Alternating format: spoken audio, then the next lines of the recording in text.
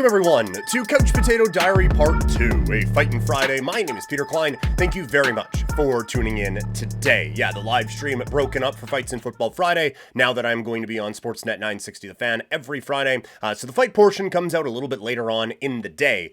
So that is what we are doing here. Doesn't mean it's going to be any less busy. We got AEW WrestleDream to preview, which is entirely too long. We also have the big fight. It is Bivol, it is Beterbiev. It is going to be amazing. We're going to be previewing that, and we got fights to make coming out of UFC 307 and a couple picks for UFC Fight Night going down this weekend. So a lot to get into. Let's start with the pro wrestling stuff. Let's get into AEW WrestleDream predictions.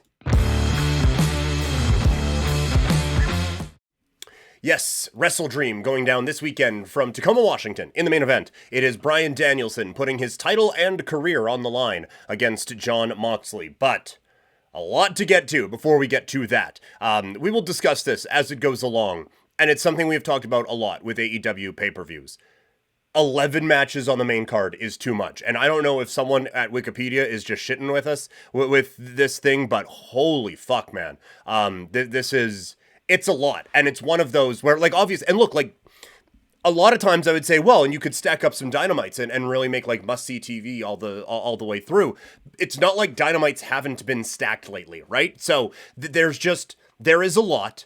It's probably too much, but we are probably going to come out of this card and be talking about AEW as the biggest wrestling show or one of the great wrestling shows of the year.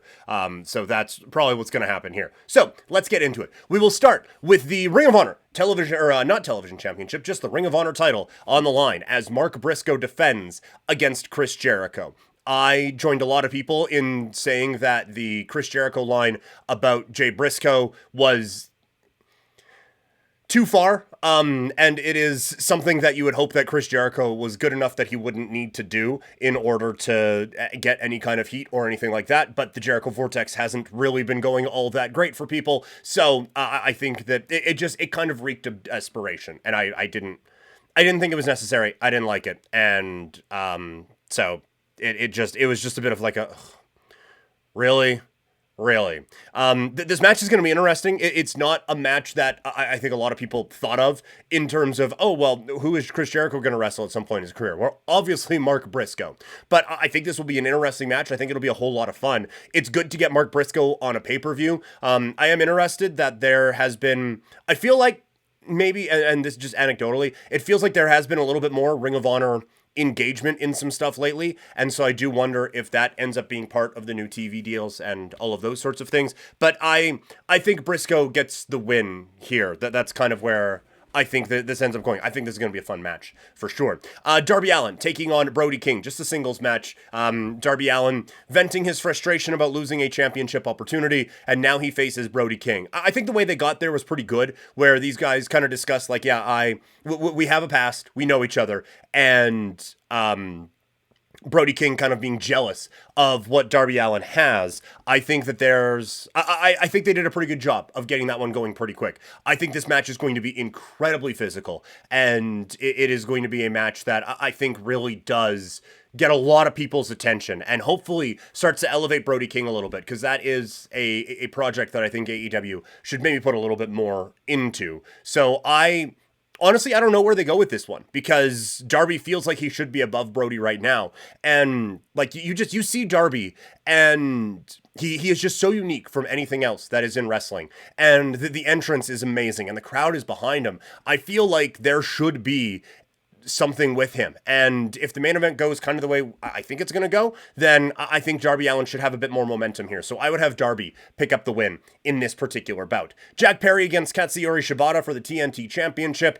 This will be another one that is a good match, but I think this is another one that is just continuing to build up Jack Perry and continues to make him feel like a big deal and add another big name to his resume. So I think that's probably going to be the gist of it. And this is another thing, and this isn't a unique one, so I'm not going to go too far into it, but too many titles in AEW, and I almost kind of hope that the way they combined 3 championships last year with, what was it, the Strong, the Ring of Honor, and the Continental Championship, I hope they do that again, but with the International, the TNT and the Continental and just combine it into one championship belt for AEW, just one secondary championship for this company right now. But until then, we have international title, and this is going to be, I don't think you could have a more hyped match than Will Ospreay, Ricochet, and Konosuke Takeshita. This is a bout that I think a lot of people are really excited for. And Ospreay, Ricochet, they get the screwy finish, and so it's a little disappointing because so many people have such a great memory of that bout from 8 or 9 years ago. The sport certainly has evolved since then, with a lot of guys doing a lot of things from that match, and so these guys need to find another level, and they didn't quite do that on Dynamite. Still an excellent match, but it was not the caliber that I think you thought these guys were going to get to. Adding a Takeshita in this, I think, is very intriguing, because he is a different style, but he is also a fantastic performer, and I think this is going to be such an incredible bout. I do think that Ospreay comes away from this one with a victory, but I can see this being one of the match of the year candidates, no questions asked. Tag team titles on the line, Young Bucks against Private Party. There's part of me that thinks they could do kind of a similar thing that they did with the Gun Club, where a team isn't over yet, but we're going to give them the titles and hope that helps them get over. I hope that is not the case here. I hope that this is the first step for Private Party towards eventually a championship opportunity, than just here, take the titles and go, because that's not going to help them, I don't think, at all. They aren't ready to be champions yet, but I think that this will be a good spotlight moment for them and a good opportunity for them to show what they can do, but I don't think that this is a show that right now, I don't think this is a situation where they need to be the tag team champions, so I would keep it on the Young Bucks. Mariah May against Willow. It gets set up with a fatal 4-way win for Willow on Dynamite. This will be a good match, but I'm not really buying that Mariah May is going to lose right now. I think there is still a lot of story that is left with that one. But Willow, it's good to see her kind of staying in the championship picture, or getting into the main championship picture right now. Hangman Adam Page. It is noteworthy, though, just to say, 11 matches on this card, and one of them is a women's match. Just putting that out there. Hangman Adam Page against Jay White. The Jay White return and response was actually a little surprising. It's not a character that I have felt like has clicked in AEW so far, but he leaves, he comes back, and all of a sudden, he feels like kind of a big deal. I don't think he gets a win here against Hangman Page. I think the Hangman trajectory continues, and I don't think you have him win a blood feud one week so that he can put over Jay White on pay-per-view at the next show. So I think Hangman gets a victory here and hopefully starts to progress his way up the card a little bit more. MXM Collection against the Acclaimed. I don't think this is a match that should be on pay-per-view. Again, this show already 11 matches long, and so this popped up on the Wikipedia page. So if someone on Wikipedia is fucking with me on this, then you got me. Cool. Okay. But this is not a show that needs this match. This is not a match that needs to be on this show. Put it as a blood feud on Collision and call it a day. I will say the Acclaimed wins because everyone loves the Acclaimed. 2 out of 3 falls for Hologram against Beast Mortos. This match will be bananas, but again, this is not a show that needed 2 out of 3 falls for Hologram and Beast Mortos. When you look at the talent and the matches that are going to be on here, I have no doubt that these two are going to put on an unbelievable show. But I worry that it could get lost in some of the other amazing things that are happening.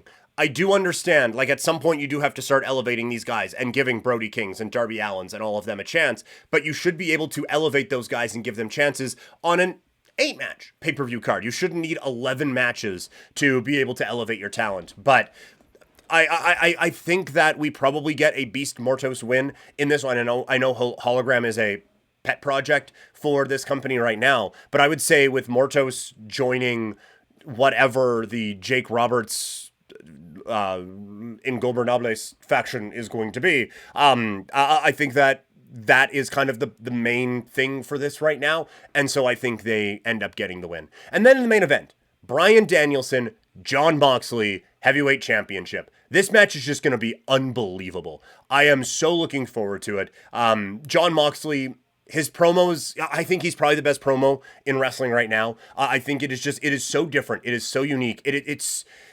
it is perfect for the character while still being real, while still, like, it's all, he just does it in a way that is perfect for every aspect that you would want from a pro wrestling promo. And as I've said before, that there is, I think, reasonable doubt that this is the final match of the full-time wrestler for Bryan Danielson. I think we do get Danielson coming back for spot things here and there, but I do think that there is going to be a title change here, and thus the end of the full-time wrestler Bryan Danielson. I think story-wise, it makes a ton of sense with Jon Moxley getting it to tie up their whole little loose end from a couple of years ago and the start of the BCC and building it up that way. And I think it being in Tacoma is good. I think that they kind of speed ran a couple of these matches to get Okada and Danielson and Nigel McGuinness. And so I think it makes a whole lot of sense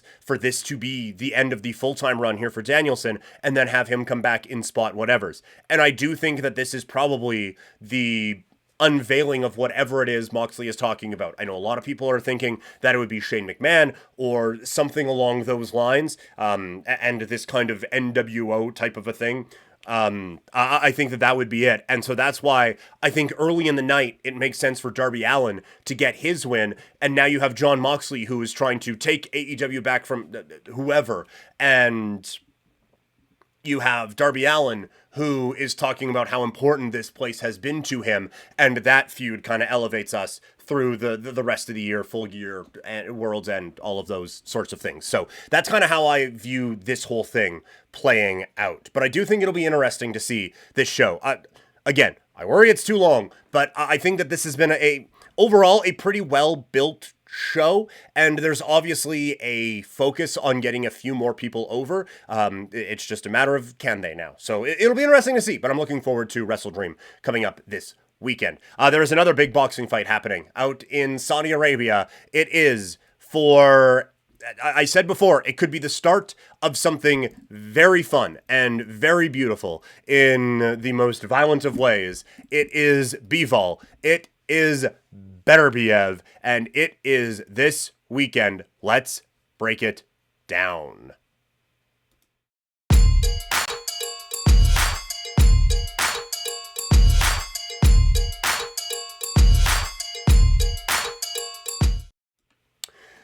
One of the big fights of the year happens this weekend in Saudi Arabia as Artur Beterbiev, he of the WBC, IBF, and WBO light heavyweight championships, taking on WBA light heavyweight champion Dmitri Bivol in a long-awaited fight to unify and make the light heavyweight champion undisputed. So, let's break it down. This is going to be an excellent fight. Neither fighter has lost in their career. There is very little separating them. And I think when you see the mauling power style that is Beterbiev and the technical prowess of Bivol, it is very tempting to just say, oh, this is just puncher versus fighter, or puncher versus boxer. Let's see how this kind of plays out. And on the surface, it kind of is that. But I do think that Bivol has maybe a little bit more power than he gets credit for. And I do think that Beterbiev has significantly more technique than he gets credit for. And that's where this fight gets very interesting to me, is that, like, on the one hand, you have Beterbiev, who is just this guy with dynamite in his hands and this unbelievable knockout artist. And on the other hand, you have the technical proficiency of Bivol, who was able to outpoint Canelo Alvarez en route to the biggest fight and win of his career. But at the same time, you have Bivol, who, like I said, he doesn't have a string of knockouts, he only has a few, but he does have power in his hands that just comes from being that size. And on the other hand, you have Beterbiev, who is a little bit more technical and than people give him credit for, and can kind of fight that style as well. And I think it is going to be, the thing that I think plays out in this fight is who ends up having their plan B be the best one. And so that is why I keep going back and forth on this one, because I think the plan B for Beterbiev is a little bit better than the plan B for Bivol. I do think that if it just comes down to their, like, plan A's, I guess, I do think that Bivol can outclass sounds so dismissive, but can just be a step ahead technically of Beterbiev and avoid all of those things. At the same time, I do think that if it does turn into a technical fight, that Beterbiev can actually kind of hold his own a little bit. But then if we get into the knockout brawling stage of this, Beterbiev can handle that aspect of it a whole lot better than Bivol can. Obviously, that gets into the strength. And so I think if it gets more technical, Beterbiev has a better handle on that than if it turns into a brawl for Bivol, if that makes sense. I don't know if I explained that very well, but that's kind of where a lot of my thought process has been this week. And the other thing that has always concerned me about fights like this is, yes, Bivol is technically superior, I think. The issue, that doesn't just cancel out all the technique that Beterbiev has, but also, if you are going to fight that way, you have to be perfect for 12 rounds. And that is so hard to do when you have the pressure and the power of Beterbiev coming at you. So it is so much an intriguing fight. At the end of the day, I have come down on the side of technique. I just think that Bivol is just that step ahead more when it comes to the technical acumen of the sport. And I think that is going to win out. This is not going to, I think like minus 140 is the number for for Bivol, sorry. I think this is that close of a fight. I think that this is going to be right down to the wire, but I think when it comes down to being able to win rounds and doing those sorts of things, I think Bivol is going to be the one to get this done. So I think Bivol gets the win, and I do think he wins by decision. Deeds, the winner faces Butterbean. Yeah, that's the way. Deeds in the chat for those who are watching or listening, watching later or listening. Butterbean might need a couple more fights to get into contention for these guys, but he's had quite the run. Like, not fighting recently, but just like the turnaround with his health and all of that stuff, a DDP yoga kind of inspirational story and whatnot. But I think this fight coming up this weekend is going to be just so incredibly fun. And I am hammering it down. I'm making the pick now. I'm making it official. I refuse to let myself waffle back and forth at any other point. But this is going to be a very intriguing bout coming up this weekend. We had a few good ones in the Ultimate Fighting Championship last weekend. We had UFC 307 go down. New champion, one champion retains. So what's next for all the key fighters involved of UFC 307? Well, let's talk about it.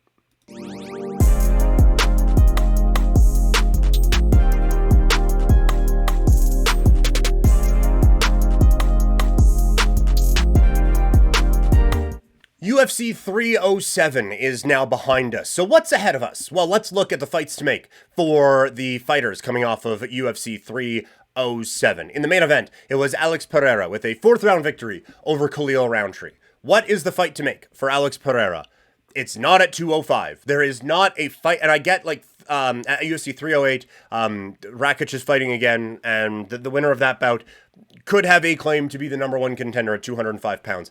I don't care.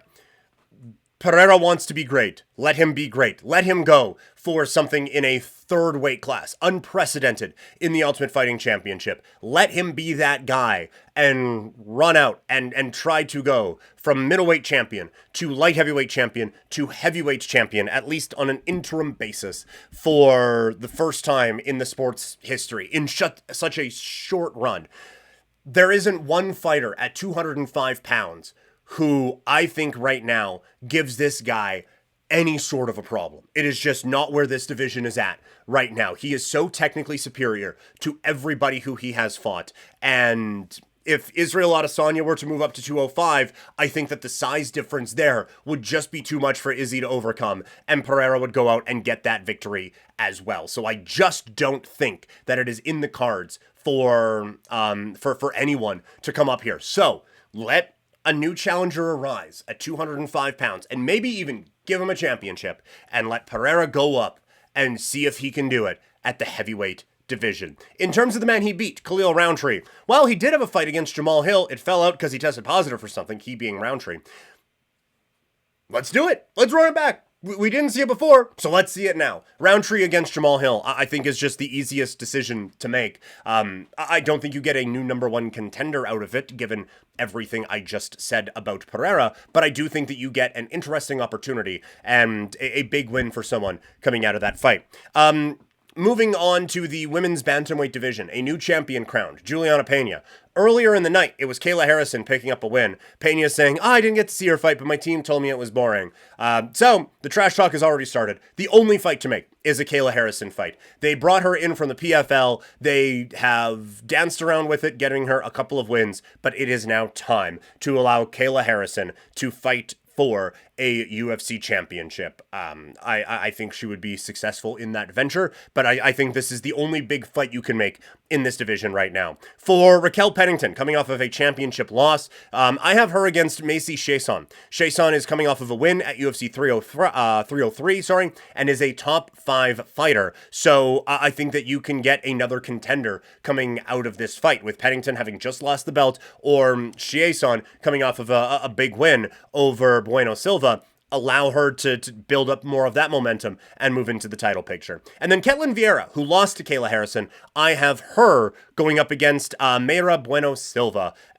Both have stumbled as of late and lost in some pretty big moments, but I do think that now this would be a good win to get one of them back on track, and the pressure is on for the loser of that fight. So those are the fights I would make coming out of UFC 307. That's going to do it for the show. Thank you all so much for tuning in. I do think that the fights in football thing, we're going to have to tweak it a little bit and see, but it's a learning process with everything going on with me over at 960. So, Deeds, thanks for hanging out in the chat. Thank you so much. And thanks to everyone who tuned in here this week. I would like to get some live reaction stuff coming out for things, but also I forgot I forgot my predictions for the UFC Fight Night card coming up this weekend. Just quickly, just a couple ones. I think thank you, Deeds, I appreciate that. I have Royval to win. He is an underdog, but I think he's being underlooked a little bit, and I think I screw up his name, Tero, I believe, or Tara. This is a real substantial step up in competition. And so I think that Royval is a live dog. And I think Park beats Brad Tavares.